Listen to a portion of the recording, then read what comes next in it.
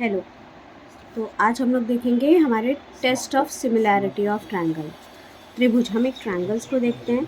जब ट्रायंगल्स होते हैं, दो ट्रायंगल्स होते हैं बराबर, तो दो ट्रायंगल्स को जब भी हम कॉन्ग्रुएंट या सिमिलर प्रूफ करते हैं तो उन दो ट्रायंगल को सिमिलर प्रूफ करने के लिए हमें कुछ टेस्ट होते हैं।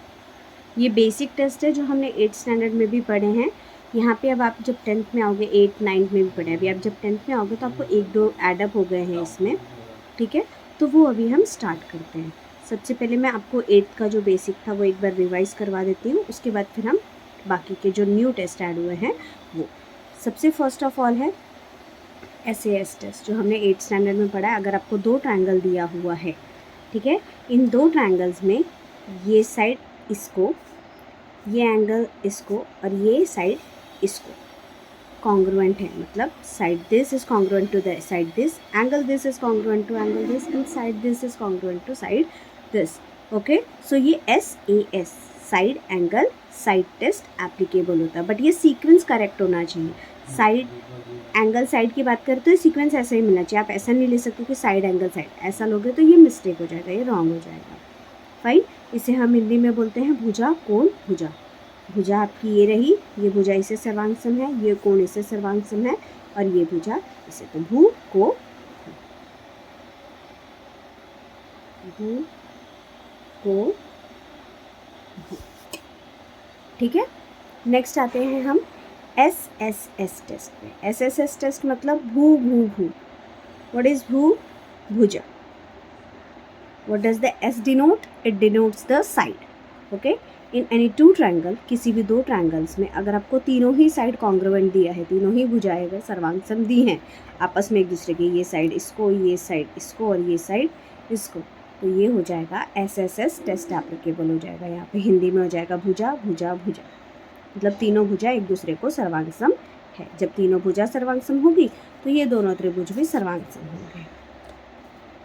तीसरा आता है ASA। अभी ये जो ऊपर के दो हमने पढ़े ना, ये हमें इस साल भी देखने के लिए मिलेंगे। SAS टेस्ट और एक SSS टेस्ट, भू को भू और भू भू भू, ये अभी हम 10th में भी देखेंगे, ठीक है। अभी हम देख लेते हैं ASA टेस्ट थर्ड, जिसमें है आपका सीक्वेंस भी सेम ऐसा ही होना चाहिए, angle side angle, angle side angle, ये भी चलेगा, एंगल साइड एंगल, मतलब ये सीक्वेंस एक लाइन में ही होना चाहिए, ठीक है। तो यहाँ पे भी हो गया एंगल साइड एंगल, तो ये हो गया एंगल साइड एंगल, मतलब को भू को, ठीक है। फिर फोर्थ आता है हमारा AAS टेस्ट बोलो या SAA बोलो, मतलब इसमें दो एंगल और एक साइड हमें कॉन्ग्रुएंट मिलना चाहिए, ठीक है। तो आप इसको कैसे भी एप्लीकेबल लिख सकते हो, AAS भी बोल सकते हो या SAA भी बोल सकते हो, कोई इशू नहीं है। तो मैं इधर एक नाम लिख ले रही हूँ, को भू करके, को, या उल्टा करोगे तो भू को हो जाएगा। और तीसरा होता है हमारा hypotenuse side test. Hypotenuse side test सिर्फ और सिर्फ राइट एंगल ट्रायंगल में एप्लीकेबल करना है आपको। इसके अलावा अगर आपने किसी और ट्रायंगल में एप्लीकेबल किया तो वो रॉन्ग होगा। क्यों? क्योंकि हाइपोटेनस हमें सिर्फ और सिर्फ राइट एंगल में प्रोवाइड किया जाता है या राइट एंगल में मिलता है, और किसी भी ट्रायंगल में हमें हाइपोटेनस देखने के लिए नहीं मिलता है, ठीक है। इस टेस्ट का नाम है हमारा हिंदी में कर्णभुजा प्रमेय, कर्णभुजा कसौटी, सॉरी, ठीक है। अभी हम सिक्स देख लेते हैं, जो अभी हमें इस साल न्यू है। न्यू क्या, ये ऑलरेडी भी था, कि जब तीनों एंगल्स एक दूसरे को कॉन्ग्रुएंट होंगे, ये एंगल इसको, ये एंगल इसको और ये एंगल इसको, ठीक है। तो ये आपको हिंदी में हो जाएगा को कसौटी, ठीक है।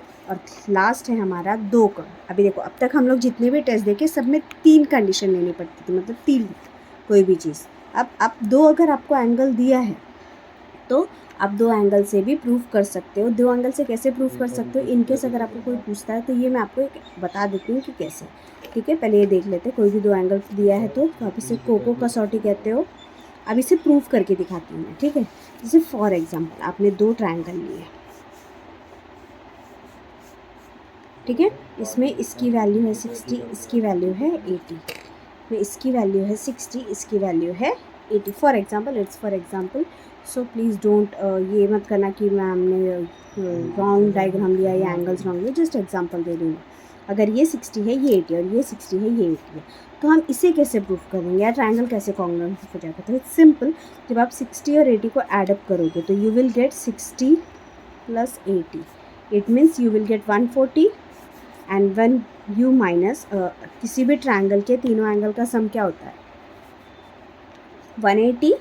सो 180 में से जब आप 140 सब्ट्रैक्ट करोगे तो you will get 40, it means the value of this angle will be 40। तो सेम यहाँ पे भी तो यही होगा ना, 60 + 80 करेंगे तो हमें 140 ही मिलेगा, और जब हम 180 में से 140 को सब्ट्रैक्ट करेंगे तो we will get 40, it means यहाँ पे जो वैल्यू आएगी वो इनडायरेक्टली सेम ही आने वाली है।